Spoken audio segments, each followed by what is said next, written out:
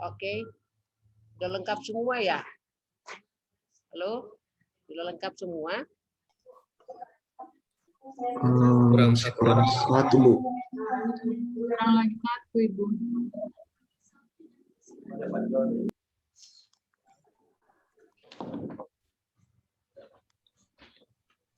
Siapa lagi satu ini? Apa? Kurang 2 malah kayaknya.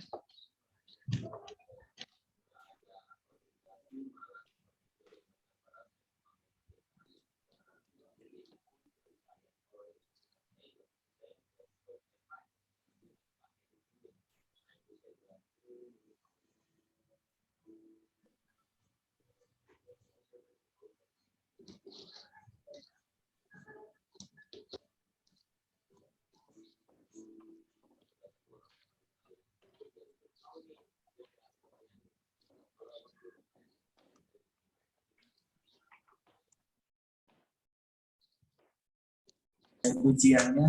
Assalamualaikum, mohon izin, Bu. Sudah lengkap awal? Sementara saya cek di room besar dulu, Bu ya. Saya biasa ada tertinggal di room, Bu. Siapa yang tertinggal? Ya. Sebentar jam 1 kopi, Gi. Bawa itu biapong satu. Mama kasih.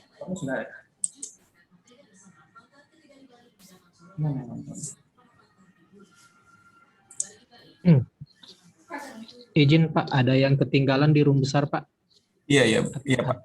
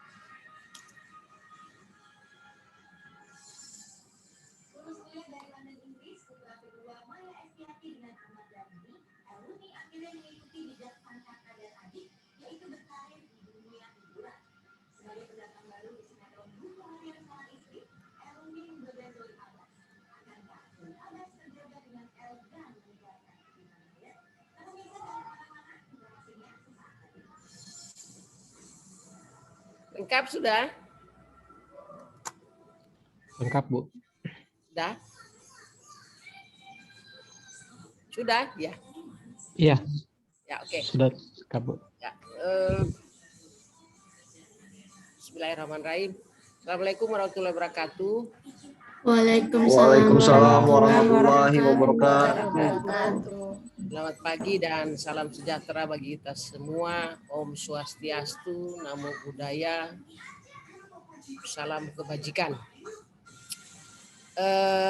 Saudara-saudara sekalian, mari kita selalu tidak berhenti-henti memanjatkan puji dan syukur kehadirat Tuhan yang Maha Kuasa. Oleh karena dengan perkenannya dan izinnya, alhamdulillah kita ketemu ya di agenda 3 ini untuk angkatan 80.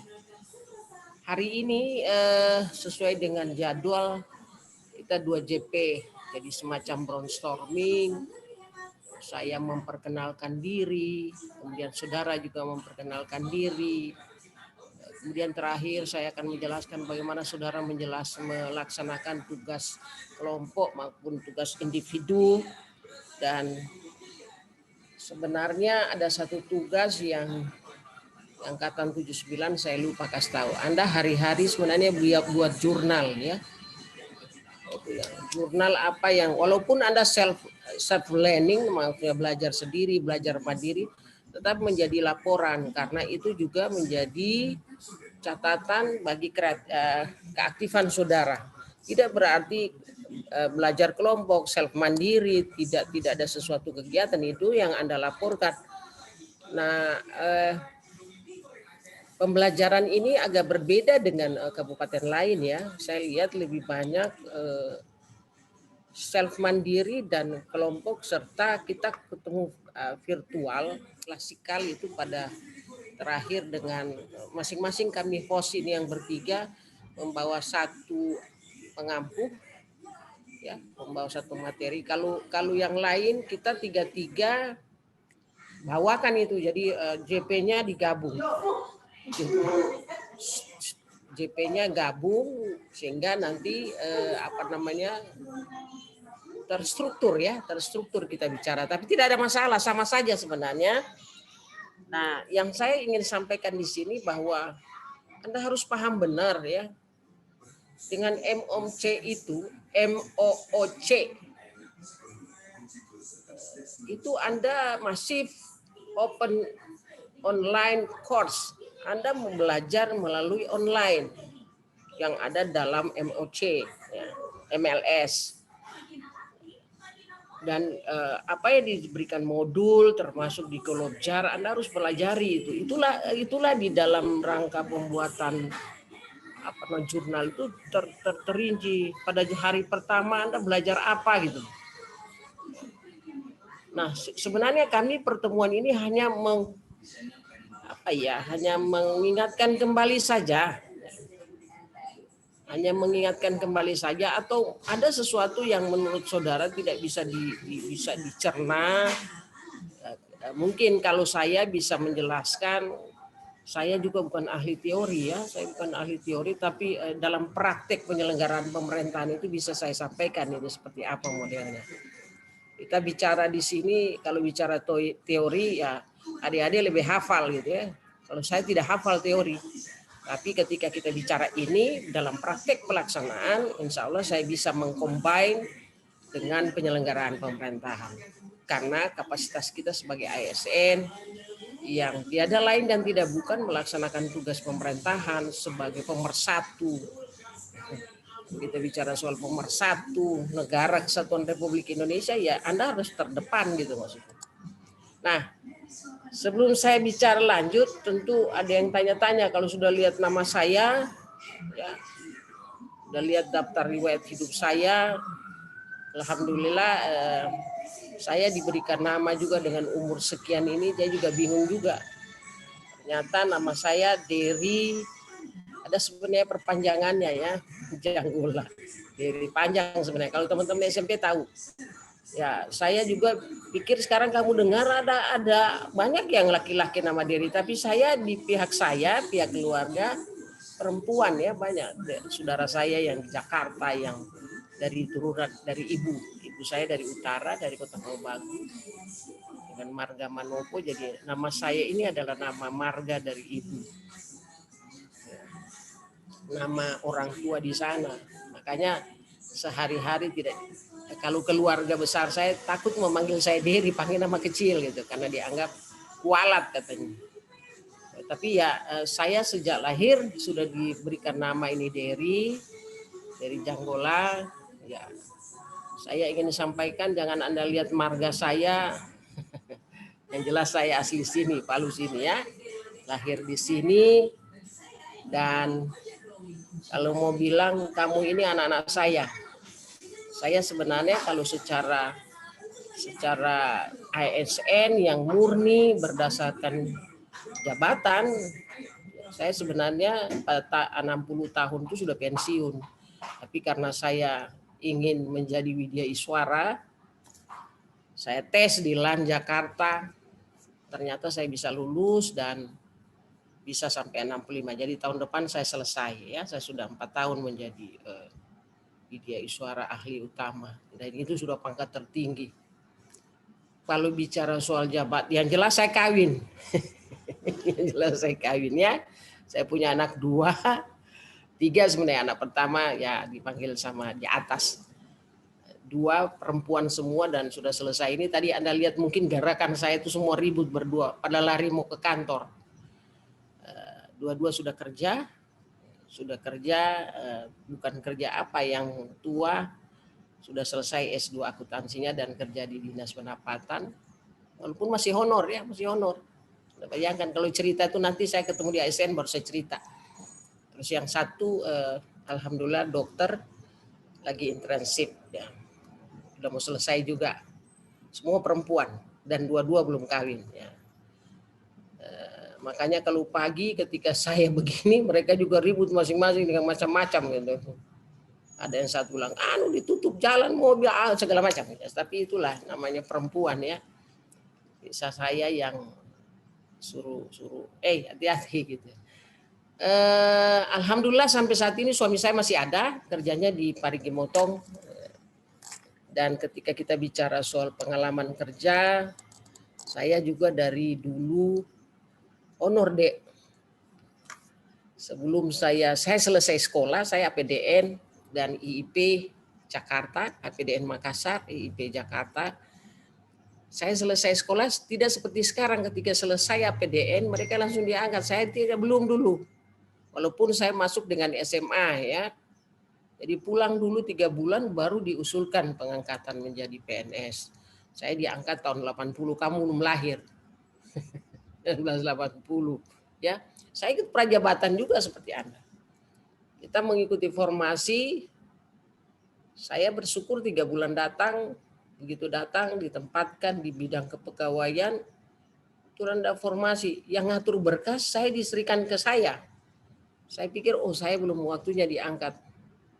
Ternyata ini Tuhan ya, semua Tuhan yang atur. Ketika nomor 30 jatah 30, yang nomor 30 dari Poso tidak masuk berkasnya. Saya ditegurlah oleh Kepala Biro Kepegawaian, loh kenapa ini 1-0? Belum datang berkasnya Pak. Udah kasih masuk saja berkas kamu. Kamu yang atur, kenapa kamu nggak masuk? Ya kita kalau nggak diperintah ngapain gitu ya. Jadi alhamdulillah saya nomor 30, tapi alhamdulillah begitu datang persetujuan justru nama saya duluan datang. Saya juga jadi bingung. Dipanggil sama Kabak Umum, ini kamu punya SK. Loh Pak, yang lain Ibu, yang lain mana? Nggak tahu, saya cuma dikasih ini untuk sementara. Oh iya, udahlah berapa orang waktu itu. Jadi saya juga sempat merasakan 10.000 ya PHL. Nah kemudian diangkat. Setelah itu saya selesai diangkat golongan 2B, saya baru mau 2C, saya sudah pergi tugas belajar. Tugas belajar juga atas nama pemerintah daerah provinsi di IIP Jakarta. Selesai baru merangkak menjadi pegawai negeri sipil, ikut ikut prajabatan, menjadi 100% disumpah, mulai menata, begitu selesai langsung dapat esok. Saya merangkak bukan karbitan, saya merangkak dari eselon 4. Dulu eselon 5, eselon 5 dulu. Ya, eselon 5. Saya Kasubag Tata Usaha Pimpinan. Langsung di pimpinan maksudnya. Di situ 1 tahun, 2 tahun ya, langsung diangkat jadi kabak. Kabak pindah-pindah. Kemudian saya pergi Spamen. Ini karena orang sekolah semua ya, pendidikan struktur manajerial. Spamen saya di Jakarta. Pulang, kalau lihat biodata saya panjang sekali. Ya, saya mulai eselon 4 berapa tahun, pindah ke eselon 3. Mulai dari sekretaris Bapeda, sekretaris Dinas Pendapatan, sekretaris Badan Ketak. Bayangkan itu sekretaris. Jadi betul-betul memang saya berputar ya. Kalau bilang pengembangan karir itu saya rasakan itu. Kemudian jadi kepala biro. Jadi pembinaan karir itu tidak melonjak begitu. Jadi dari 2B ya, saya kepala biro dulu, baru kepala dinas pemberdayaan masyarakat, baru kepala dinas sosial, baru kembali asisten, baru pokoknya sudah berapa kali pindah. Terakhir di asisten 3 dan ketika juga jabatan sekda kosong, saya ditunjuk melaksanakan tugas. Saya ingin sampaikan pada saudara, jangan melihat marga saya seperti itu, saya ada unsur KKN. No. Beliau masuk jadi gubernur, saya sudah eselon 2. Jadi tidak ada itu bilang, KKN dari mana? Saya dari bawah dan sekolah saya sekolah pemerintahan ya. Saya sekolah pemerintahan. Sebenarnya bukan dia yang jadi gubernur, saya. Karena saya sekolah pemerintahan. Beliau apoteker. Jadi sudahlah jalan hidup ya. Kami bersaudara diberikan pendidikan masing-masing. Ada yang dokter, ada yang sarjana kehewanan. Kami bersaudara semua sekolah. Jadi Semua masing-masing. Saya yang orang pemerintahan sebenarnya. Saya yang paling bungsu ikut jejak orang tua saya sebagai pamong. Ternyata bukan saya yang jadi gubernur. Sujata sih. Oke. Yang jelas itu perjalanan hidup saya. Tapi saya pikir ketika kita bicara soal profesional, ya, inilah saya ingin sampaikan pada saudara-saudara. Anda masuk menjadi PNS yang notabene-nya bersaing dengan sekian ribu orang. Anda yang terbaik yang lulus untuk mengisi formasi umum di Kota Palu. Kira-kira beban apa yang ada sama saudara yang saudara bisa mempertanggungjawabkan ke orang, ini loh saya wajar jadi lulus. Ini loh saya wajar lulus. Sehingga dikatakan, oh wajar dia lulus. Wajar dia menjadi pegawai. Hati-hati, beban menjadi wajar, tanggung jawab itu sangat berat bagi saudara. Ya. Nah saudara, saya yakin insya Allah tidak ada dengan KKN karena model penerimaan CAT. Jadi itulah Anda punya otak sampai lulus. Mudah-mudahan seperti itu ya, tidak ada permainan apa. Karena setahu saya lama di asisten yang membidangi kepegawaian, saya tahu bagaimana mereka juga yang kapabilitas pengangkatan K1, K2, K-tinting itu. Nah, saya tahu semua itu modelnya. Tapi kalau kalian ini saya berpikir apalagi formasi sarjana ya. Makanya saya berpikir ketika kita bicara persoalan pelatihan ini dengan model yang baru oleh LAN memang wajar. Tidak perlu Anda lagi dibilang apa itu anu, tidak ada lagi. Sudah pada tahap analisa, sudah tahap pada aplikasi, pada tahap penerapan. Oleh karena itu ya saya menghimbau pada saudara, tolong dijaga itu. Tolong dijaga apa yang sudah Anda capai, bagaimana Anda menjaga nama baik keluarga besar Anda, dan menjaga kapabilitas Anda sendiri. Saya sengaja membrainstorming ini kenapa? Karena saudara ini baru, walaupun nanti sebentar saya akan dengar pasti ada yang sudah bekerja sekian tahun baru ikut tes ya. Dan saya ingin juga tahu latar belakang saudara ketika nanti saya bicara soal praktek pelaksanaan itu, tentu di instansi saudara, OPD saudara ya, seperti apa model-modelnya gitu. Nah ini yang saya berharap, tunjukkanlah kepada orang di sekitarmu, kamu adalah yang terbaik. Kamu adalah orang-orang yang diangkat karena kapabilitasmu. Tentu itu dibarengi, di pelatihan ini diberikan pembelajaran soal bagaimana bela negara, bagaimana menghadapi isu-isu kontemporer, bagaimana menghadapi wawasan kebangsaan. Apakah Anda sudah mempunyai wawasan kebangsaan seperti ini? Ketika kita bicara wawasan kebangsaan, sudah tahu bagaimana kita harus bela negara seperti apa gitu. Nah, ketika Anda diberikan pelajaran sikap perilaku itu disiplin. Nah, saya takutnya begitu selesai biar nama dia lupa pakai. Ini cermin ya. Cermin, begitu kerja, oh sudah selesai prajabatan, lepas semua itu, biar nama, biar lambang apa korpus sudah tidak dipakai. Padahal tidak seperti itu. Ya, saudara dilatih di sini disiplin, ya, bagaimana Anda bela negara, kedisiplinan, keprotokolan, Anda diajar. Makan pun diajar, bagaimana makan yang benar, orang yang beretika dan beretiket gitu. Saya kira di dalam bela negara dan wawasan kebangsaan, ya, semua diajar seperti itu. Protokol menempatkan orang, bagaimana perilaku kita sebagai seorang ASN yang profesional. Coba Anda review, Anda sudah masuk agenda 3. Agenda 1 apa semua yang Anda bakalnya? di review kembali apakah yang saya dapatkan belajar agenda 1 ini bisa saya terapkan. Kemudian bagaimana dengan agenda 2-nya? Mengenai anti korupsi, mengenai manajemen risiko, manajemen mutu.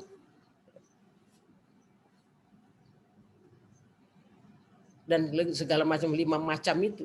Nah, Anda bisa berpikir dengan mempelajari itu, kemudian dengan kedudukan PNS sebagai penyelenggara Negara Kesatuan Republik ini, apa yang saya dapatkan di dalam tugas saya, apa yang tidak sesuai dengan misalnya bela negara, apa yang tidak sesuai dengan agenda 2, apa yang tidak sesuai dengan nanti kita bicara soal agenda 3 ini dengan 3 macam mata pelatihannya. Well of government, manajemen ASN, bagaimana dengan pelayanan publiknya. Di dalam rangka aktualisasi Anda, yaitu yang Anda angkat dengan tusimu, uraian tugasmu, apa yang menurut saya tidak pas, karena tujuan daripada pembelajaran kita ini, Anda belajar ini adalah merubah mindset, merubah cara pandang, merubah perilaku Anda. Anda sebagai agen pembaharuan. Coba Anda lihat ketika bicara anti korupsi, bagaimana membangun karakteristik itu, bagaimana menciptakan Anda sebagai orang terdepan untuk menentang korupsi itu. Anda pelajari semua. Mendengar bagaimana, dan saya tahu pasti teman-teman pengampu ini banyak memberikan contoh, banyak melihat. Hanya semua itu kembali kepada diri sendiri. Dan tentunya orang-orang yang punya integritas, itu saya yakin dan percaya orang yang dekat dengan di atas. Karena itu yang paling penting. Kalau orang tidak punya agama, gimana dia mau melaksanakan itu? Orang-orang yang mungkin sudah salah tingkah, salah perilaku, dia sudah lupa Tuhan mungkin. Karena kita diajarkan tidak seperti itu kan. Semua diajar yang baik. Agama apapun selalu mengajarkan kita yang baik. Nah, Anda diberikan pembelajaran seperti ini, di sini semata-mata diupayakan untuk bisa bagaimana Anda bisa memahami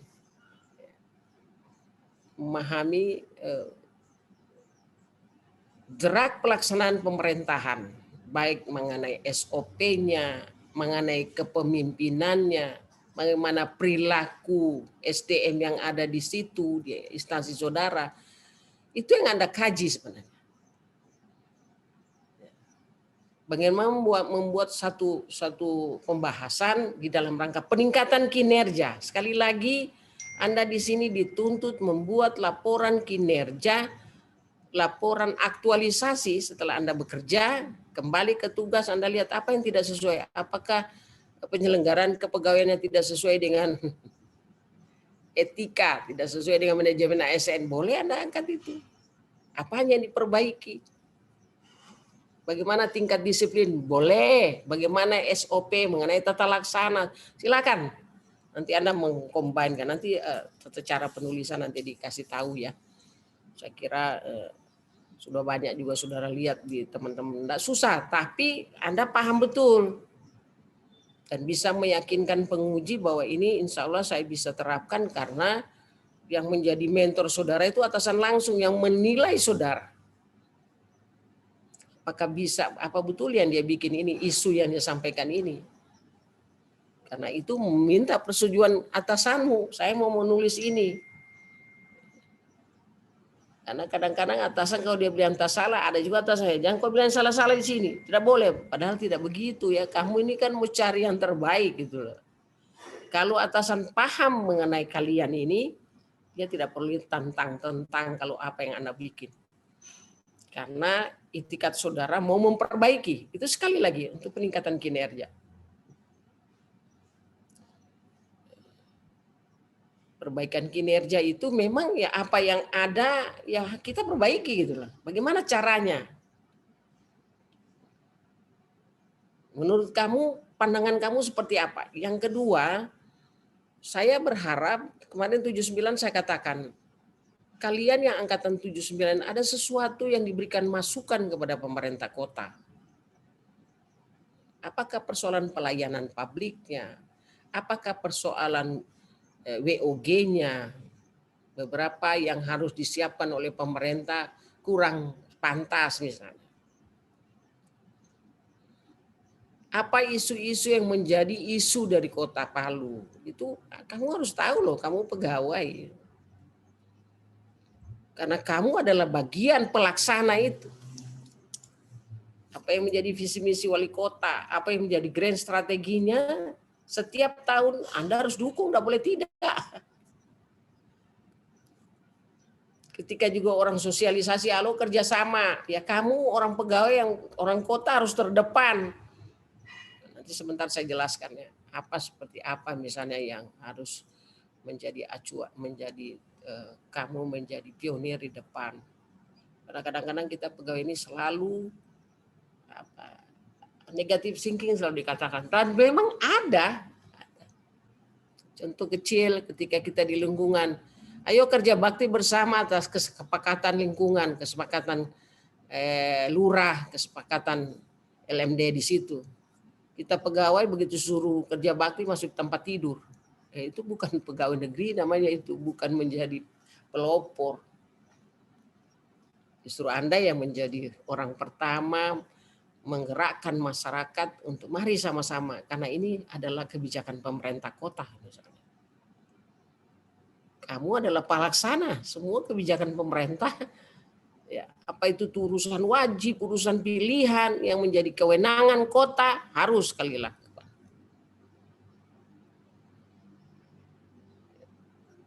Apa urusan wajib itu? Misalnya masalah pendidikan, kesehatan, tenaga kerja, sumber daya manusia itu urusan wajib ya. Kalau pertanian dan segala macam itu urusan pilihan ya. Tapi kadang-kadang infrastruktur juga, sektor publiknya juga, sektor infrastruktur juga, visi misi pemerintah daerah, wali kota itu yang kadang-kadang yang pertama ya. Sehingga nanti kenapa dinas ini lebih besar dananya daripada urusan wajib misalnya. Misalnya dinas pendidikan, dia tidak bisa itu sudah tergaris dari pusat 20%, kesehatan 10% dari APBD, kalau tidak dicoret oleh Mendagri. Karena itu urusan wajib. Kalau urusan pilihan dari sekian 34 sektor itu, ya 1% tidak apa-apa. Sepanjang kemampuan APBD cukup. Jadi ada kebijakan, belum lagi visi misi wali kota, apa yang dia mau grand strateginya di tahun pertama 100 hari kerja. Ya. Jadi nanti Anda dengar mungkin ada pembahasan substansi teknis ya, apa kira-kira kebijakan pemerintah kota yang harus dicanangkan, dilaksanakan baik dalam peningkatan sumber daya manusia, pemanfaatan sumber daya alam, bagaimana sektor-sektor lain digerakkan, apalagi pasca bencana ini terlalu banyak Kota Palu, dampaknya sangat besar. Ini secara step by step, tidak hanya oleh pemerintah pusat, semua juga oleh pemerintah daerah memikirkan itu. Ada cost sharingnya. Ada sharing yang di pembiayaannya misalnya. Nanti saya susah saya mau bicara ini, kalau bicara secara keseluruhan tidak cukup waktu. Ya. Tapi saya ingin sampaikan ini, kenapa saya brainstorming lama-lama awal-awal ini memberikan pemahaman pada saudara. Saya pikir juga teman-teman lain, pengampu-pengampu lain juga memberikan seperti itu. Namun cakrawala, cara pandang seseorang itu berbeda. Ya, berbeda. Teman-teman saya yang pengampu itu banyak memang dari murni, dia orang dia suara murni. Tidak pada level struktural. Jadi kalau bicara teori kasih mereka. Kamu berhadapan. Kalau soal pengalaman kira-kira saya lebih tinggi satu garis saja. Ya. Makanya astagfirullahaladzim. pengangkatan kita juga ini, saya jujur saya ingin sampaikan, hati saya ini tidak berhenti ini, memang jadi penguji, jadi ini, ya Allah, mudah-mudahan Tuhan kasih kesehatan sama saya. Kemudian apa tanggung jawab, Pak? Oke, saya nanti kita isi lagi, tapi saya ingin Anda memperkenalkan diri. Yang pertama nama, di mana bekerja, dan status. Saya ingin status dan di mana Anda bekerja, ya, supaya nanti ketika pendalaman berikutnya dalam praktek saya akan seperti apa kalau di sini, seperti apa kalau di sini, misalnya di dinas. Oke, saya persilakan memperkenalkan diri dulu. Siapa yang ketua kelas saja dulu? Kan sudah saya bagi ketua kelasnya ini, ketua kelompoknya. Ya, silakan. Ayo. Ya, saya Ibu. Iya. Nama saya Afriani Tahir. Saya bekerja di SD Impres 12 Bahia. Ya. Status? Status sudah menikah, Ibu. Oh ya, alhamdulillah. Berapa anaknya? Sekarang lagi hamil anak kedua. Tidak jauh tempat tinggalnya? Tidak. Saya tinggalnya di Pantoloan. Oh iya, bagus. Silakan berikutnya. Saya, Bu. Ya. Perkenalkan, nama saya Muhammad Zain Aditya. Saya dari Dinas Lingkungan Hidup. Status belum menikah. Cepat-cepat. Semua kiamat itu. Ya, tidak. Ya, sekolah dulu ya. Lanjut. Siapa lagi? Izin, Bu. Ya. Nama saya Dion Leonard Eka Nugroho Kairupan. Saat ini penempatan di Inspektorat Daerah Kota Palu. Status sudah menikah. Masih sementara Amin. mencari anak, Bu. Sebentar, kamu ini Kairupan mana ini? Kairupan mana? Bagaimana maksudnya, Bu? Iya, kan ada teman saya itu Nancy, mereka segala macam yang Kairupan Jalan Pemuda itu, apanya itu? Oh iya, masih ada hubungan, masih keluarga memang, Bu. Tapi mungkin sudah agak jauh. Oh iya, mereka lama di sini teman ya. Teman saya itu Nancy jadi pendeta itu, bukan pendoti, pendeta. Siap, Ibu. Ya. Seterusnya ya, Pak Dion ya. Berikutnya, ayo. Apa lagi? Saya, Ibu. Ya. Ya, Nimade. Ya, perkenalkan Bu, nama saya Nimade Erviniati. Saya bekerja di SD Impres 1 Tatura, Jalan Anoa. Jadi status sudah menikah. Amin. Ya. Silakan berikutnya. SD Inspektorat Lingkungan Hidup ya. Siapa lagi? Saya, Ayo, Bu. everybody. Saya Dani Adinata. Ya. Saya bekerja di SMP Negeri 15 Palu, Bu. Ya, kawin sudah. Sudah menikah, sudah ada anak 2, Bu. Amin. Ya, syukur. Lanjut. Saya Bu. Ya. Saya Hilmia Marjua. Ya. Di SD Impres Silae sudah menikah. Oke. Bagus. Semua SD, SMP ya.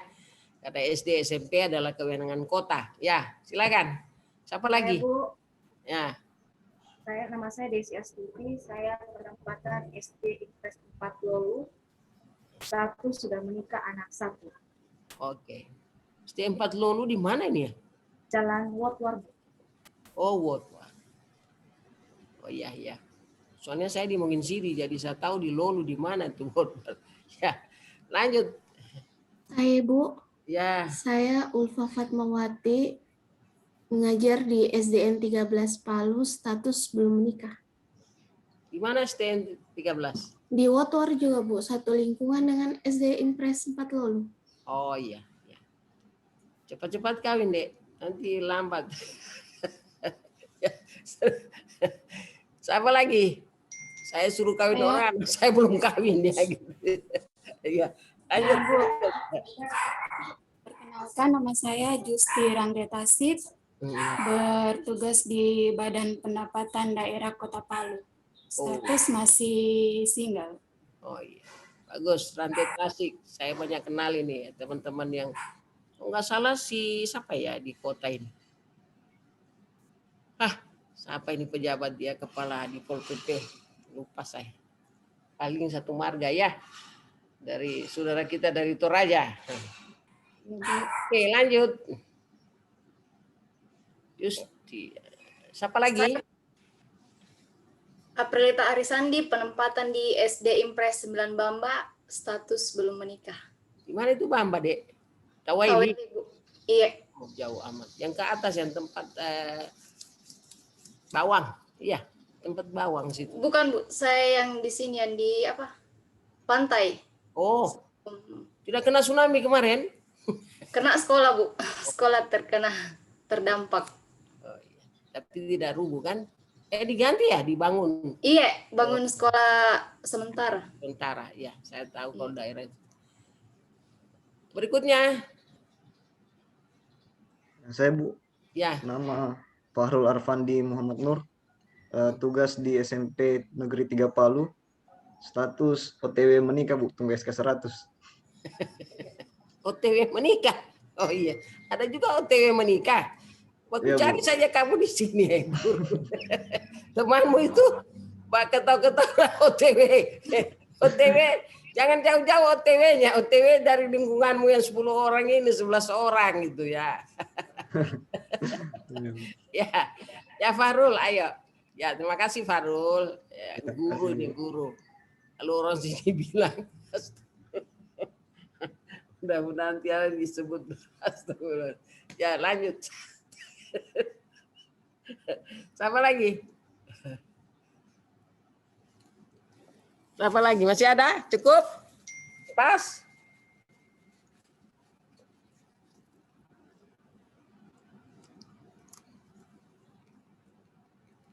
Sudah selesai ya? Sudah? Artinya sudah semua, Bu. Sudah, oke. Oke, saya sudah bisa melihat bahwa banyak guru ya, banyak guru, ada juga instansi di OPD, misalnya di lingkungan hidup, ada yang di inspektorat. Tapi rata-rata 8 orang guru semua ini ya. Kalau apa namanya, memang untuk formasi CPNS itu banyak teknis ya, banyak guru dan tenaga teknis. Kalau yang umum itu sedikit sekali memang formasi. Bahkan di tahun 2021 ini formasi belum jelas. Nah di 2JP ini tentu saya bicara secara global dulu ya. Ada 3 substansi kita bicara soal kedudukan PNS dalam rangka Negara Kesatuan Republik Indonesia dengan 3 materi. Well of government. Jadi bagaimana kalau kita bicara well of government, saudara sudah bercerita sedikit, saya hanya mengilustrasi aja ya, bahwa tugas pemerintah itu tidak ada yang tidak dibagi tugas. Semua urusan pemerintahan sudah diberikan. Kalau presiden dibantu wakil presiden, dibantu oleh para menteri di dalam rangka penyelenggaraan tugas pemerintahan. Tidak ada satu tugas penyelenggaraan pemerintahan yang tidak ada yang ngurus. Semua ada yang ngurus. Ya. Nah, bagaimana pemerintah kita bicara well of government ini, bagaimana pemerintah menyiapkan semua sarana, semua sektor yang dibutuhkan oleh masyarakat, untuk masyarakat Indonesia, termasuk juga ketika kita punya duta besar di luar negeri juga itu memberikan pelayanan kepada masyarakat kita agar penyelenggaraan pemerintahan itu tidak tumpang tindih. Jadi semua dikolaborasikan, ya, disatukan. Contoh misalnya, sebenarnya saya tidak terlalu banyak jelaskan ini, bagaimana pemerintah mempersiapkan ini untuk tidak tumpang tindih pekerjaan itu. Ya. Kalau Anda sudah lihat saya punya di Kolobjar, Anda bisa pelajari bahwa nanti bisa melihat seperti apa saja yang disiapkan oleh pemerintah, yang pekerjaannya jangan tumpang tindih. Saya kasih contoh kecil saja ya. Ketika kita bicara jalan, itu kan perbaikan jalan infrastruktur, kan begitu. Sektor perhubungan. Nah, sekarang yang mengurus itu ada kan banyak. Banyak. Dari Kementerian PUPR, Kementerian Pekerjaan Umum yang sudah dibagi-bagi oleh menteri-menteri. Nah, sekarang ketika kita bicara itu, kita lihat lagi kewenangan. Kalau pusat dia punya kewenangan pembuatan jalan lintas provinsi. Ya. Jadi kalau jalan kita dari Palu ke Sulawesi Selatan, itu yang mau lewat Makassar atau yang mau lewat Poso, semua jalan itu diperbaiki oleh pemerintah, didanai oleh pemerintah pusat. Karena itu kewenangan dia. Makanya institusi yang ada di sini adalah PUPR, balai yang ada di provinsi. Kemudian ada jalan provinsi. Jalan provinsi itu ada yang menghubungkan antara lintas kabupaten kota. Itu dibiayai full oleh pemerintah provinsi. Untuk membuka isolasi, ya, membuka perekonomian daerah gitu. Itu ada yang dibilang, oh ini jalan provinsi, sudah pasti provinsi yang atur. Saya kasih contoh, jalan sini ke Luwuk, Luwuk tembusannya kemana? Tidak ada kan? Tidak ada ke provinsi mana? Itu murni APBD provinsi. Ada juga murni APBD kabupaten kota. Kota Palu di mana wilayahnya kewenangannya? Lihat saja. Jalan dalam kota itu kewenangan kota itu. Menembus kelurahan yang berapa desa, berapa kelurahan di Kota Palu ini, itu semua urusan kota.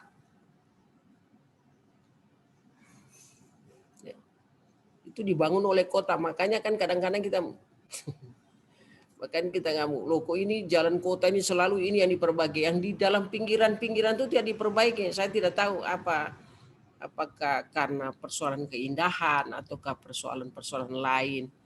Ini kan persoalannya ketika bicara pemerintahan banyak multi efek ya yang kita lihat. Ketika kita bicara jalan, terus satu jalan yang menjadi kewenangan kota, tiba-tiba Kementerian Telekom, PLN lah, perusahaan negara, Telkom juga menggali untuk pemasangan Telkom. Ya, atau jaringan telepon atau jaringan PLN atau jaringan air minum PUPR juga. Kalau tidak dikoordinasikan, ya, itu bisa tumpang tindih, bisa bikin rusak jalan bukan jadi bagus. Itulah perlunya whole of government. Mengkoordinasikan semua program pemerintah yang bisa dikoordinir menjadi satu. Saya hanya umum dulu, belum ke detail-detailnya ya. Kalau saya pikir Anda sudah belajar ini, pasti sudah baca betul.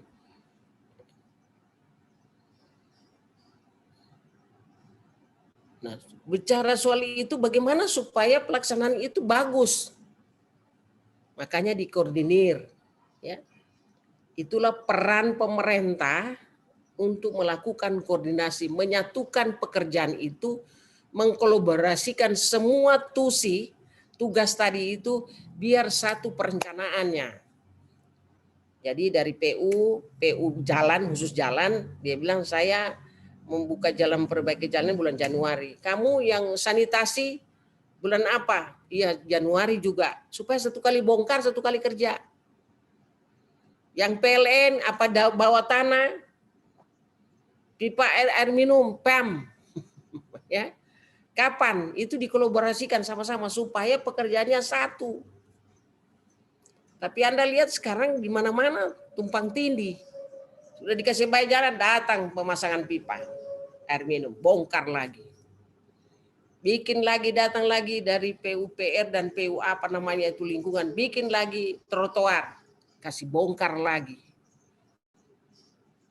Itulah karena tumpang tindihnya itu di situ masuk whole of government. Menyatukan, mengkoordinasikan semua program kegiatan di dalam rangka pelayanan publik dalam tanda kutip.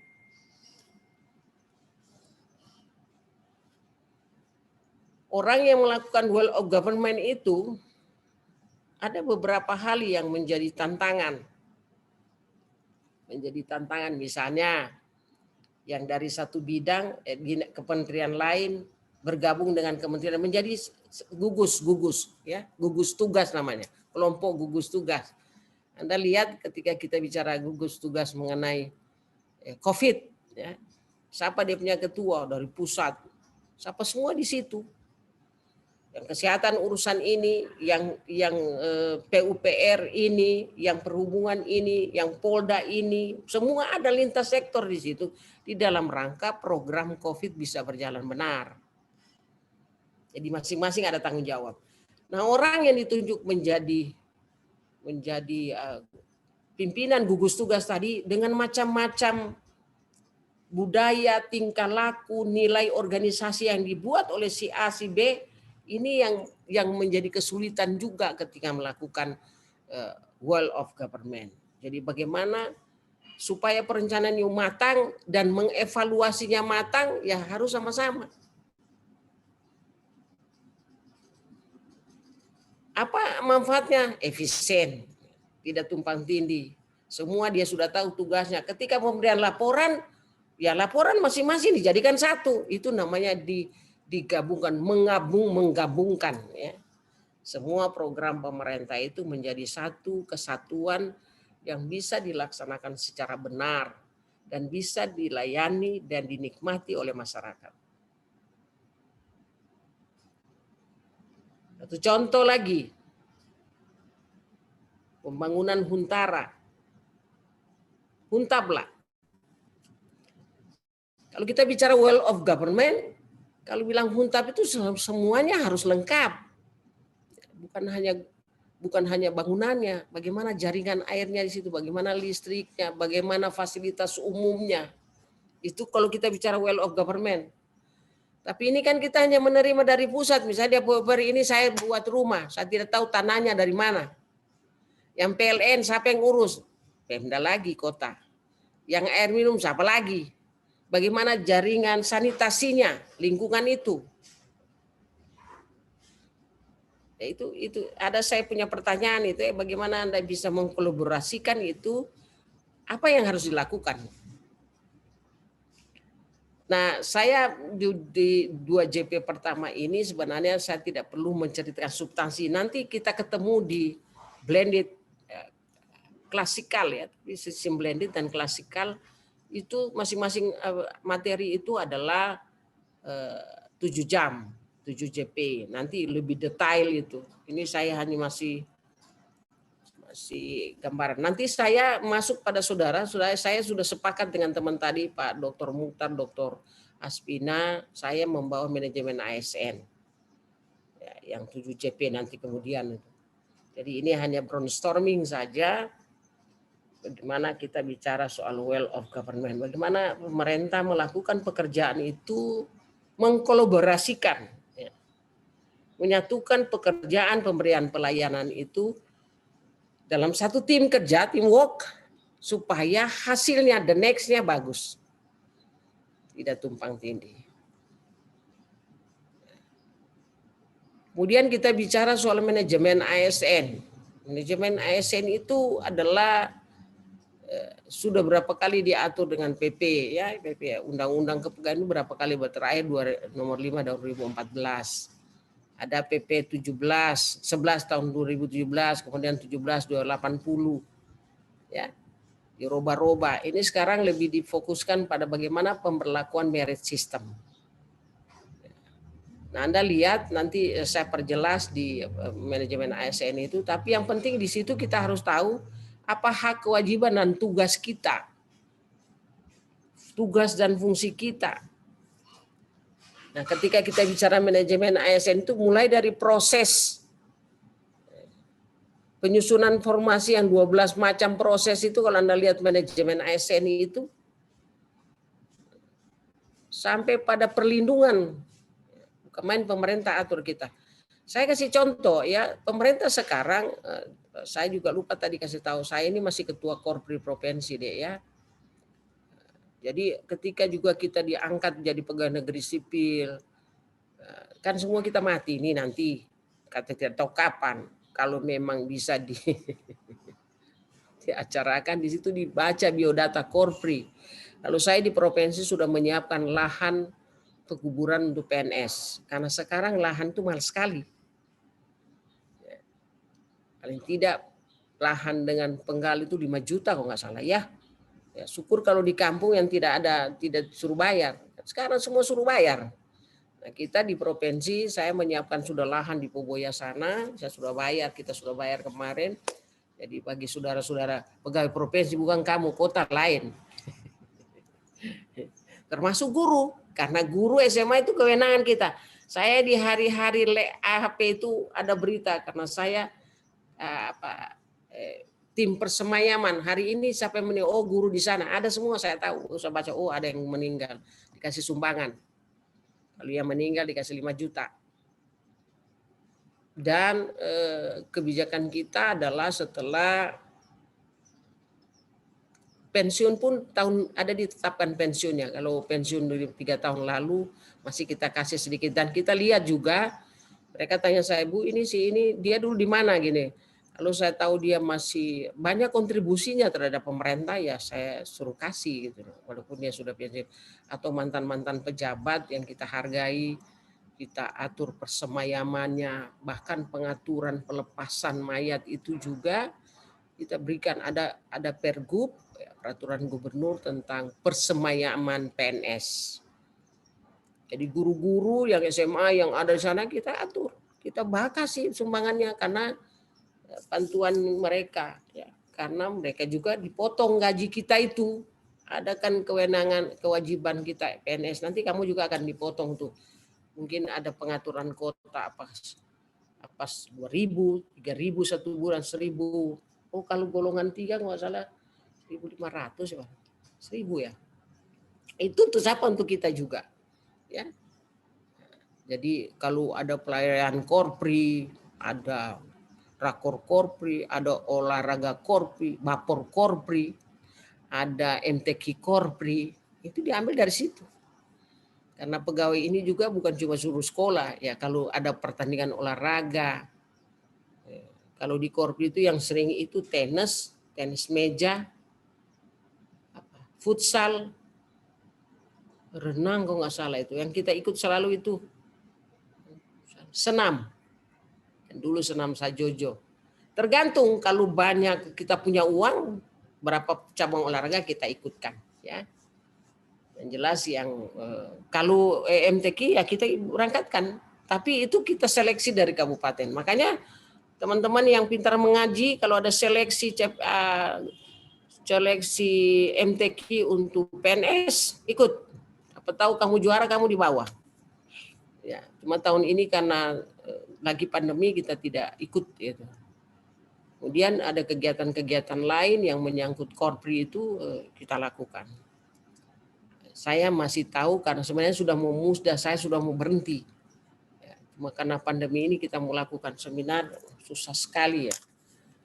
Masih, saya baca lagi kemarin, masih ada lagi kota 2 lagi. Kadang-kadang tidak ada, tiba-tiba ada lagi. Ya kalau semua di tracking ini masih banyak sebenarnya. Mudah-mudahan tidak ya, kita berdoa mudah-mudahan sudah tidak ada. Nah, ketika kita bicara PNS tadi, memang pengaturannya seperti itu.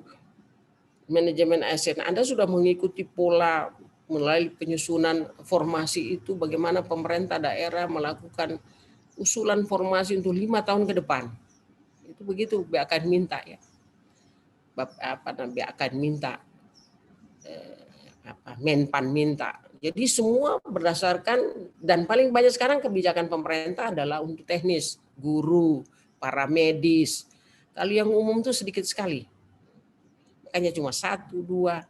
Nah itu kalau begitu seleksi banyak 100 orang yang cuma formasi 1, bakal aja itu 1 itu. Ya, susah ya. Jadi memang butuh, makanya saya bilang kalian bersyukur ya, karena ini seleksinya sangat ketat dan mudah-mudahan juga Anda mengikuti ini secara benar. Saya katakan kenapa secara benar, karena mulai peletakan awal sudah salah, kita dikejar dengan dosa terus. Benar nggak? Ya. Kalau kita tidak beres, bayangkan diangkat pegawai sudah tidak beres sampai pensiun tidak beres terus. Aduh, mau hidup apa ini dia? Mudah-mudahan ya saya tidak seuzon sama orang, tapi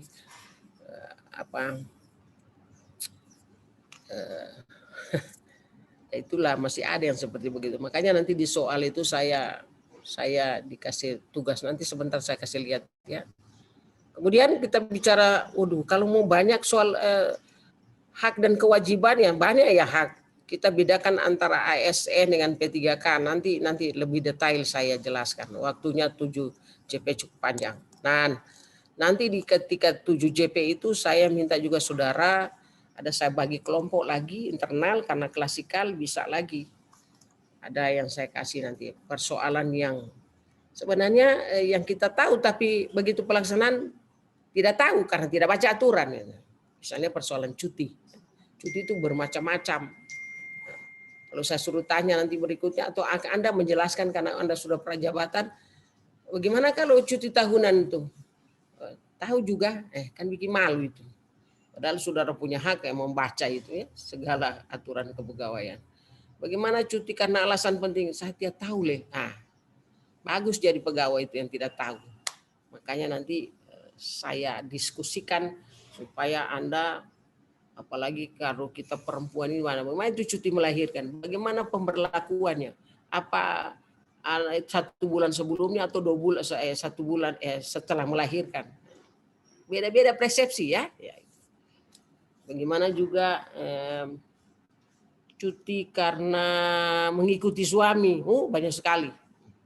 Itu alasan penting. Bagaimana orang yang pergi Yerusalem atau pergi umroh? Ada semua alasan-alasannya ya. Atau naik haji. Kemudian kita bicara soal pelayanan publik. Ketika bicara pelayanan publik, bagaimana pemerintah menyiapkan semua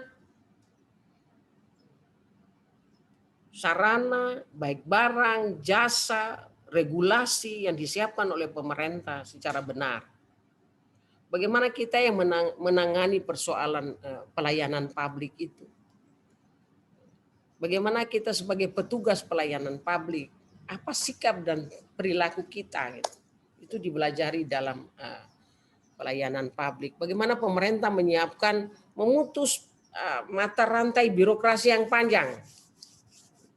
Saya kasih contoh, misalnya Samsat, ya, Samsat berjalan, mengenai PTSP, mengenai pelayanan KTP, mengenai pelayanan kependudukan, itu semua sarana disiapkan oleh pemerintah untuk memudahkan kita dalam rangka memudahkan masyarakat dalam rangka pelayanan kepada masyarakat.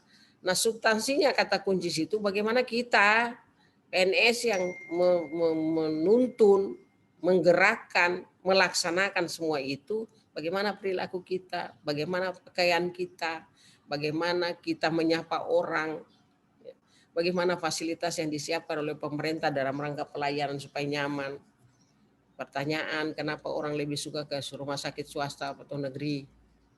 Ya, apa itu? Ada apa? Ya. Jadi kenapa juga di sekolah orang lebih suka sekolah swasta?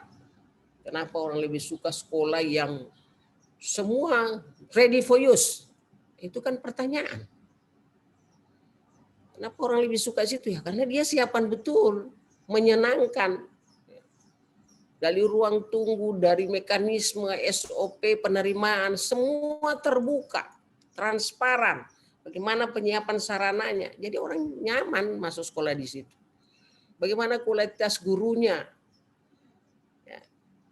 Bagaimana modul-modul yang disiapkan oleh sekolah itu, bagaimana kegiatan ekstrakurikulernya.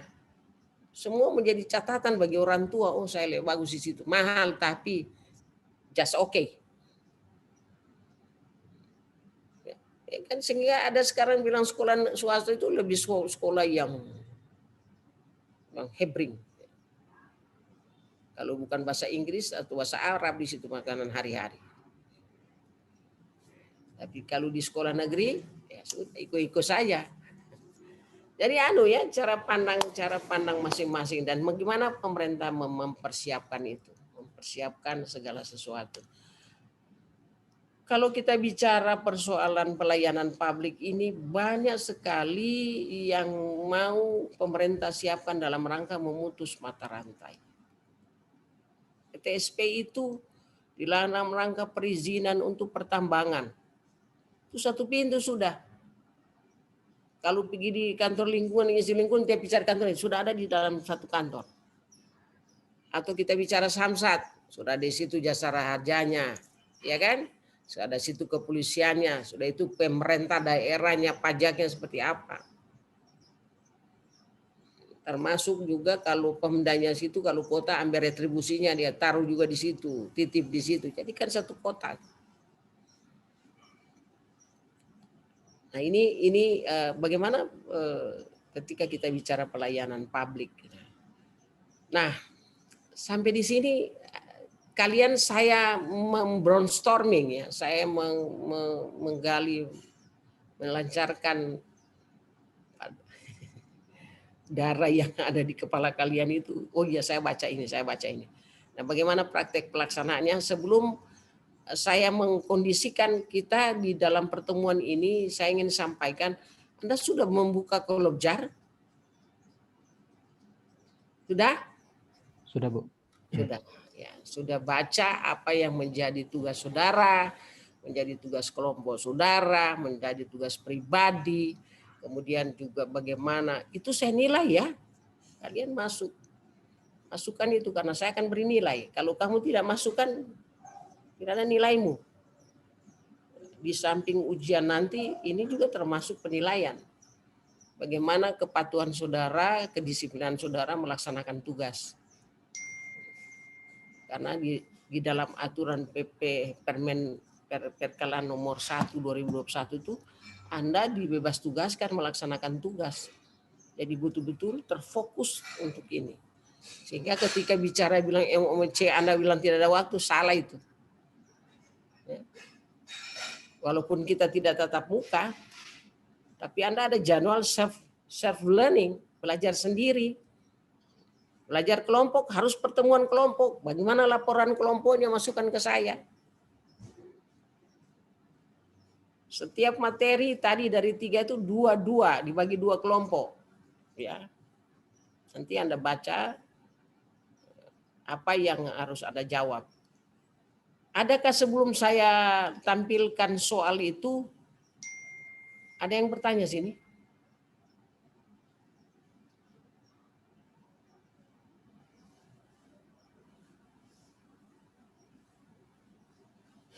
Tidak ada? Sudah ngerti semua? Sudah pintar semua? Ada yang tanya ya? Kemarin saya di 79 belum saya kasih soal, so banyak bertanya, bagaimana ini Bu, bagaimana itu? Oh iya. Ada yang mau ditanya dari 3 substansi tadi? Kalian sudah belajar semua itu? Izin Bu, mau bertanya Bu. Ah iya. So, takut ini Dion, jangan takut Dion. Tidak Bu, saya baca catatan saya dulu Bu. Ya. Yang pertama mengenai whole of government Bu. Ini kan kalau saya lihat kan dari penjelasannya Ibu tadi kan ada 2 poin penting mengenai whole of government. Yang pertama kan integrasi antara program pemerintah, terus habis itu yang kedua bagaimana caranya supaya jangan tumpang tindih Bu. Kalau itu saya lihat yang 2 poin utamanya. Cuma kalau saya lihat Bu, sekaligus saya mau bertanya bagaimana pendapat Ibu mengenai yang namanya otonomi daerah. Apakah whole of government ini tidak berbenturan dengan yang namanya otonomi daerah? sebagai contoh Bu, sebagai contoh ini dalam masa pandemi ya Bu ya. Dalam masa pandemi kita kan tahu kan gugus tugas itu kan, ketua gugus tugas itu kan diambil alih oleh pemerintah pusat.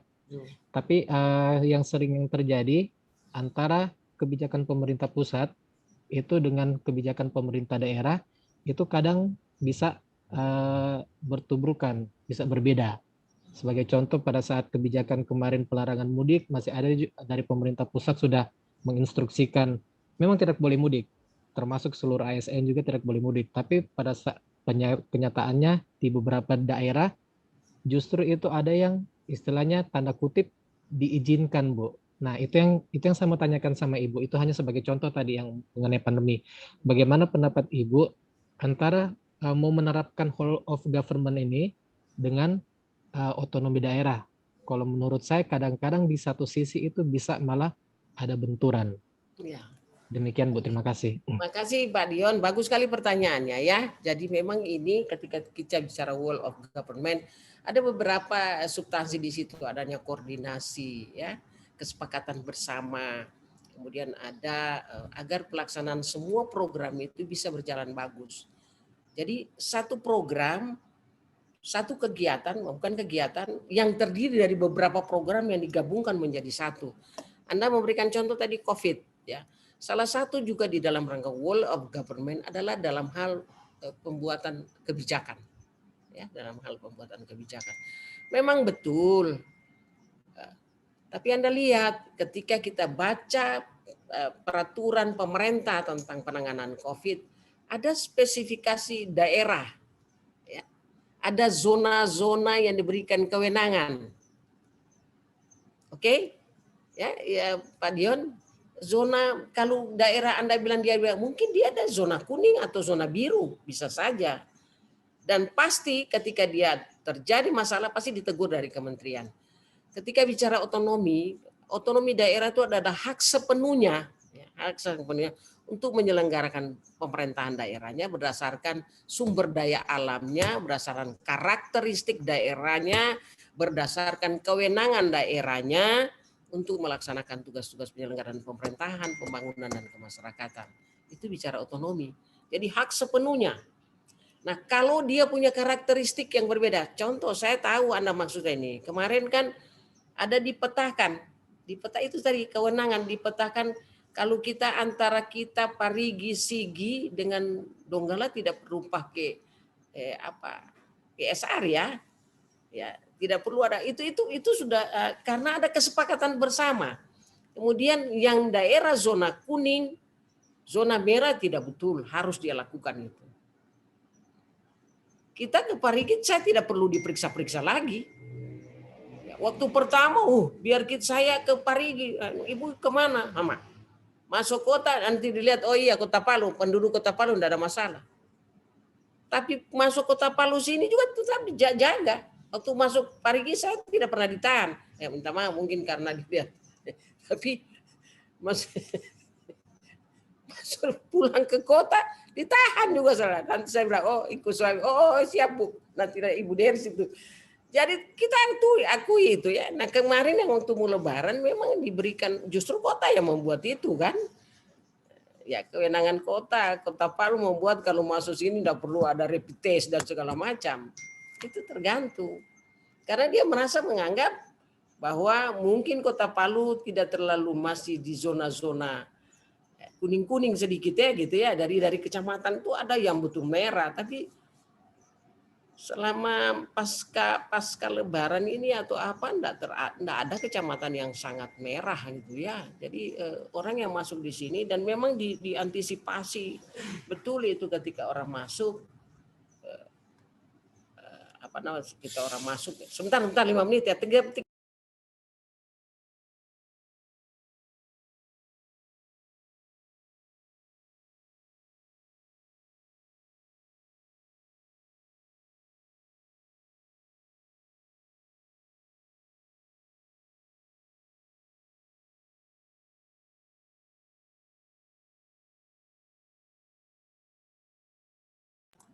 Tunggu saya nanti saya ya kebijakan yang buat oleh kota itu memang agak sedikit bertentangan kan gitu. Tapi sepanjang dia minta izin, tidak ada masalah. Sama juga maksudnya. Kalau Anda bilang itu kebijakan tentang penanganan pandemi. Jadi masing-masing ada karakter. Ada.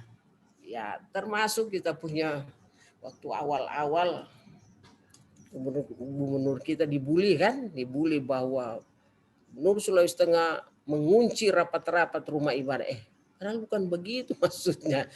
Sampai sudah seperti jauh itu, bukan begitu, diterjemahkan bagaimana menjaga jarak. Dan saya kasih tahu ya, di rumah ibadah pun banyak yang tidak dengar, tidak ikuti itu kebijakan pemerintah. Ya, masyarakat memang tidak pernah peduli. Saya tidak bicara jauh, saya di masjid terakhir ini saya tidak pernah sholat karena tidak dia terapkan itu protokol kesehatan. Siapa mau menjadi penyakit? Saya tanya teman mereka yang, kenapa kamu tidak terapkan? Ya Bu, tidak ada juga yang terkonfirmasi. Bukan begitu, tapi orang nyaman gitu. Itu tadi. Sebagai pengendali, saya bicara pengendali, tidak ada lagi dilakukan pengawasan dan pemantauan seperti itu. Coba Anda lihat di COVID kota itu siapa pengendalinya? Siapa pengawasannya? Harusnya dia berkeliling kalau memang mau diprotapkan itu prokes. Harus semua. Yang saya lihat di prokes betul-betul itu kantor gubernur, betul-betul masuk, cuci tangan. Dan saya adalah salah satu tim panitia penilai inovasi rumah ibadah, rumah makan, perhotelan di dalam rangka Hari Ulang Tahun Provinsi kemarin. Bagaimana penerapan prokes kesehatan dalam rangka penanganan COVID. Kalau saya lihat rumah ibadah itu pura, bagus-bagus banget itu. Tapi ada kita punya rumah ibadah juga cuek. Saya bilang ini dengar atau apa? Saya nilai ada sekian puluh rumah ibadah itu dipaparkan bagaimana kriteria loh. Kok ini bahkan difilmkan, divideokan ya karena kita nilai. Saya nilai. Saya bilang ini hebat ini. Bagaimana di pura di rumah ibadah lain yang bagus sekali. Ada gereja-gereja yang memang betul. Ada juga gereja, ada juga masjid yang tidak melaksanakan protokol. Saya ini janda jauh-jauh. Masjid saya di sini. Sampai saya tidak pernah pergi sembahyang di situ. Ngapain bicara penyakit di situ? Saya tanya juga Pak Gubernur, iya saya di undang-undang saya yang pergi. Bagaimana tidak diterapkan? Tidak usah itu jauh-jauh, beliau di Zebra. Sebelah rumahnya tidak menerapkan itu. Sudah dia kasih contoh di luar, dia sembahyang di luar supaya jauh. Tidak juga. Salah, ini memang kepala batu, strom semua orang begitu. Ya, nanti kena. Jadi susah deh ya, susah semua ini kebijakan sebenarnya tahap evaluasi dan pengawasannya yang harus diperketat. Dan persoalan komitmen tadi, kalau orang dikenakan sanksi, sama dengan rumah makan. Kalau kita lihat di Jakarta itu Jawa, kalau dia ditutup rumah makan. Saya tanya juga sama Dion, pernah lihat kamu lihat ditutup tuh rumah makan di kafe tak hambur-hambur? Ada. Ya. Jadi kalau bilang penerapan itu diberikan sepenuh hak kewenangan kabupaten kota untuk melaksanakan otonomi daerah. Nah, makanya saya bilang, Anda bilang kenapa berbeda pusat? Iya, kota saja, provinsi kita saja banyak yang tidak mengindahkan itu mengenai prokes. Masih banyak orang yang ke sana kemari pakai masker. Syukur-syukur kalau ada justisi yang kasih masker. Ada juga yang kepala batu. Bagaimana kamu mau menghindari? Mudah-mudahan kalian yang ada di sini sudah disuntik semua, sudah divaksin ya. Jangan tidak divaksin. Kamu harus kasih contoh itu. Nah, ini ada yang dikasih, kalau Anda lihat di sosmed, biar disuntik takut. Saya bilang apa ini? Tentu dari kecil dia tidak pernah biasa diimunisasi. Karena so besar seorang tua takut lihat jarum. Jarum besar dia tidak takut. Jadi itu yang seperti itu ya Pak Dian. Jadi memang ada perbedaan, bukan hanya persoalan penyelenggaraan otonomi daerah, dia semua sektor itu banyak yang bertentangan, banyak kebijakan pusat yang ya itulah pemerintahan kita sayangnya yang susah sekali dengan paradigma yang selalu berubah, akhirnya mempengaruhi regulasi yang ada. Saya tidak usah cerita yang lain-lain ya. Anda bisa rasa, kok kenapa jadi begini? Katanya begini, katanya begini. Sekarang dengan persoalan persoalan penyesuaian jabatan struktural ke fungsional. Kalian itu semua fungsional. Katanya gampang naik pangkat. Siapa bilang gampang naik pangkat? Biar fungsional kok tidak cukup angka kredit. Tunggu juga di situ. 8 tahun dia naik-naik, kan dia cukup angka kredit. Beda ya.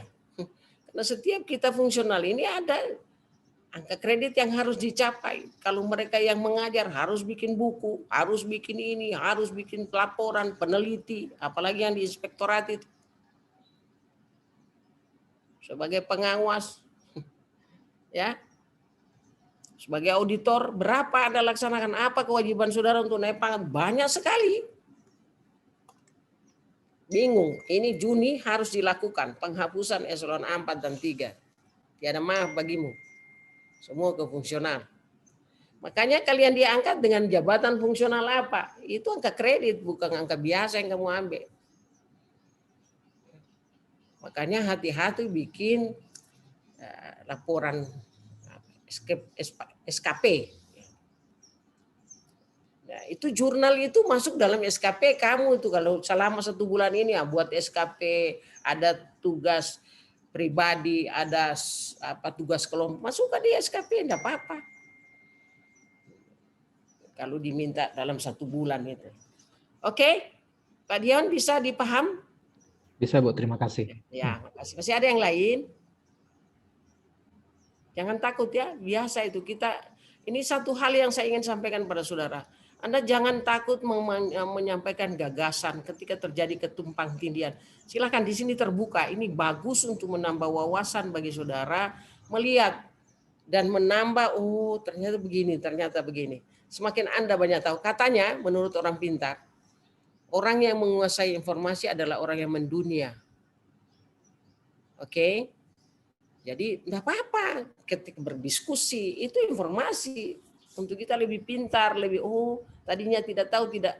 Semakin kita membaca, semakin banyak yang kita tidak tahu. Kata orang bilang. Makanya membaca dan mendengar, melihat. Informasi itu penting ya. Ya sama saya satu hari dia baca Quran saya stres. Sehingga saya bercerita soal Kota Palu, saya paham. Bukan paham, baca dan tahu situasinya. Saya sisa 10 menit. Saya coba dulu. Sudah baca, Bu? Sudah baca saya punya materi soal? Sudah? Kalian sudah baca enggak? Sudah, Bu. Baik manajemen ASN, WOG maupun. Ada yang mau bertanya di soal itu? Diskusi kelompoknya ada yang tidak dipahami? Satu contoh soal manajemen ASN, bahwa isu yang berkembang sekarang di dalam rangka penyelenggaraan pemerintahan itu menurut Otto Iskandar, Otto siapa itu? Deputi Pengawasan Menpan, ada 4 yang krusial yang dihadapi oleh ASN. Yang pertama soal netralisasi. Ya, yang kedua soal paham radikalisme dengan korupsi. Yang ketiga mengenai jual jabatan. Yang keempat mengenai perubahan organisasi jabatan struktural menjadi fungsional. Itu saya suruh bahas kalian itu. Suruh bahas kalian. Kalian harus banyak membaca sedikit ya, baca sedikit saja. Tapi kalau Anda mengerti, kan pertanyaan saya, apakah Anda hanya menerapkan, hanya tahu di bidang ketika melaksanakan menjadi PNS yang profesional seperti apa? Ada yang tanya kemarin saya, Bu, soal jual jabatan pada ada di Kota Palu. Ya jual jabatan itu masalah umum. Yang paling umum juga itu masalah birokrasi yang bertele-tele. Ya. Kemudian mengenai bagaimana mengenai jabatan fungsional struktural menjadi fungsional, itu silakan Anda bilang bagaimana penghapusan ini mau dikemanakan semua, bagaimana pengembangan karirnya. Banyak sekali ya ketika kita bicara manajemen ASN, 12 langkah tadi itu. Bagaimana mutasinya, bagaimana promosinya, bagaimana pengembangan sumber daya manusia sendiri melalui apa saja. Nah, sekali lagi saya tekankan pada saudara, jangan menolak kalau Anda dikursuskan, itu bagus. Nah, di dalam Undang-Undang Nomor 5 itu pemerintah menyiapkan dana untuk setiap PNS itu 20 JP, 20 mata pelajaran yang Anda ikuti untuk menambah wawasan tadi. Nah, sekarang pertanyaan, apa Pemda siap mau kasih kursus kamu dengan 20 JP setiap tahun itu? Jadi kalau ada kegiatan-kegiatan yang ditunjuk, kamu ikut ini, ikut saja, enggak apa-apa. Itu menambah kamu punya lampiran bahwa Anda sudah mengikuti pelatihan apa, seminar apa. Itu ada angka kreditnya ya, ada angka kreditnya loh.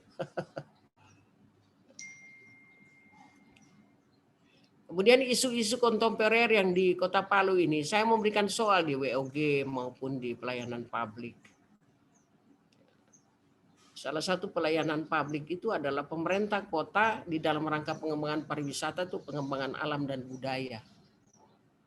Coba Anda baca ya, begitu soalnya. Nah, pasca bencana ini apa yang harus dilakukan menurut saudara apa yang dilakukan oleh pemerintah kota dalam rangka pengembangan alam dan wisata budaya. Baik yang lahir di sini maupun yang sini belajar budaya apa saja yang dikembangkan, dan banyak sekali budaya lokal yang dikembangkan oleh wali kota Palu ya, bukan hanya wali kota sekarang, masih lama banyak ya, banyak sekali ya. Jadi harus banyak, saya bilang guru-guru ini mesti tahu loh bagaimana Anda mau cerita ketika bicara pariwisata secara holistik itu apa semua sarana yang harus disiapkan gitu. Bagaimana Anda melihat Kota Palu? Nah, satu, sekarang terobosan yang diberikan oleh kota, termasuk di well of government. Bagaimana wali kota sudah membuat pernyataan bahwa dalam rangka mendapatkan Kota Palu Adipura, Kota Palu, dia memberikan lomba kelurahan, dapat nomor 1 M. Itu saya masukkan di soal itu. Kamu pecahkan itu. Bagaimana kira-kira menurut kamu apa saja yang dipersiapkan pemerintah, bagaimana kesiapan masyarakat, bagaimana keterlibatan sumber daya manusia lain, LSM dan segala macam. Silakan Anda kembangkan.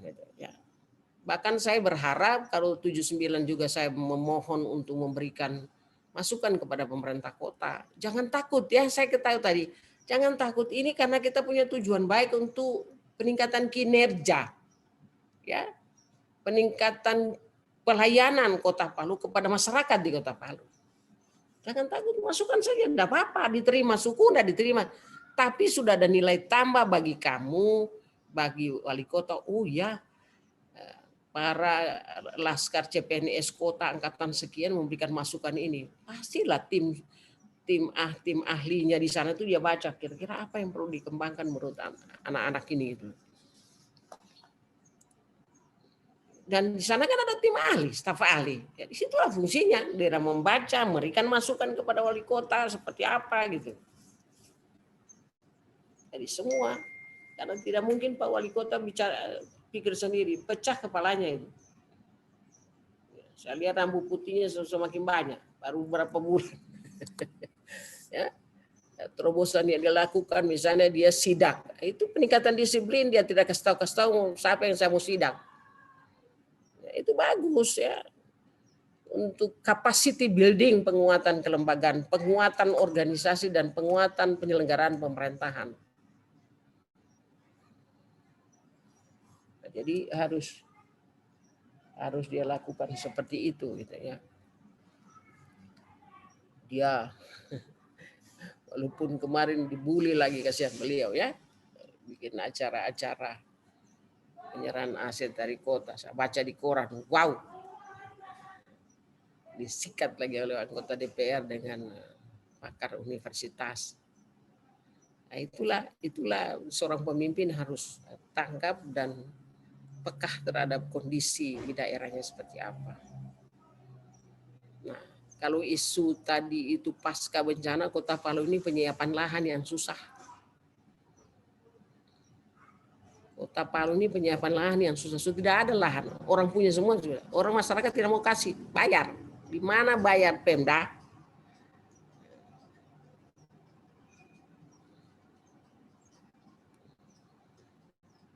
Sarana perkantoran saja Kota Palu semua cukup gitu ya.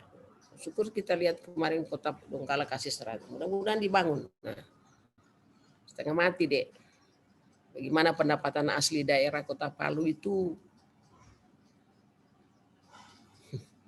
retribusinya.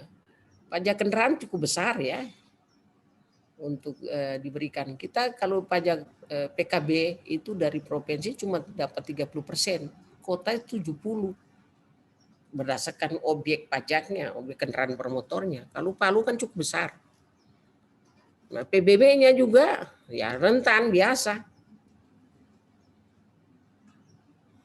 Jadi makanya kemarin isu yang berkembang saya baca di koran, wali kota mengatakan bahwa biaya parkir itu yang tidak betul pengelolaannya. Ya, memang betul. Anda lihat saja di mana-mana banyak orang yang tidak pakai label, tidak pakai baju. Dia adalah petugas retribusi, petugas. Jadi kalian baca baik-baik itu soal yang saya kasih, kemudian bicarakan karena saya sudah tunjuk siapa ketua kelompoknya. Kemudian kamu laporkan masuk ke LMS karena saya akan nilai. Ya. Saya kemarin Kota Parigi berapa kelompok ya, memang kerja berat juga kita ini, membuka kolom, membaca satu-satu, aduh saya bilang tak ampun. Siapa suruh jadi widya suara ya. Jadi ini dibaca baik-baik ya, jadi kamu juga, supaya saya juga kasih nilai, jangan saya kasih nilai saya tutup mata, sekian saja. Saya juga ingin lihat apa kira-kira pemikiran adik-adik ini seperti apa gitu. Makanya saya mengangkat kasus ini mengenai isu-isu yang ada di Kota Palu, bukan isu-isu umum. Kecuali PNS ya sama juga sebenarnya. Program pemerintah, program menjadi grand strategi visi misi wali kota itu ya dia mau jadikan Kota Palu jadi kota adipura. Makanya sekarang lihat ya pengaturan pengambilan sampah itu sudah dia atur, sudah bagus ya. Sudah di lokasi tidak sembarang. Dulu aduh. Ada juga masyarakat yang sampai detik ini tidak paham-paham. Masa sampahmu saja tidak bisa diurus dan kelewatan. Jadi jiwa kegotong royongan itu masih kurang sama kita deh ya. Makanya kamu tinggal di mana, ajaklah tetanggamu, orang sekitarmu, mari kita bergotong royong. Kalau mau bersihkan halaman, memanfaatkan lahan. Banyak sekali orang bertanam bunga. Kalau saya nilai produktifnya, ekonominya ada syukur. Lebih baik tanam tomat, tanam rica. Pada bunga itu janda bolong, janda apa semua itu. Saya juga senang bunga. Tapi lebih banyak saya minta di halaman rumah itu mangga banyak. Rica, tomat, segala macam, jambu ada. Banyak juga bunga. Kita lihat produktifnya. Ada ikan koi, tapi ikan koi tidak dimakan ya. Masih ada ini, saya sudah lewat 3 menit loh. Sudah mau masuk di classroom. Tidak ada. Nanti kita ketemu 1 jam, tapi 1 jam itu saya minta ya, nanti hari Sabtu kalau nggak salah ya. Masih ada kita ketemu 1 jam dan blended yang 7 JP. Itu nanti saya minta Anda dong yang hasil bacaan Anda dengan melihat seperti yang disampaikan oleh Dion tadi itu bagus ya. Itu sudah menambah wawasan kalian seperti apa. Apa itu otonomi daerah? Pemberian hak sepenuhnya kepada pemerintah untuk melaksanakan tugas berdasarkan kewenangannya. Jadi dia mau bikin apa, kalau memang itu kewenangan sesuai dengan pemerintahan, ya dia bisa lakukan gitu.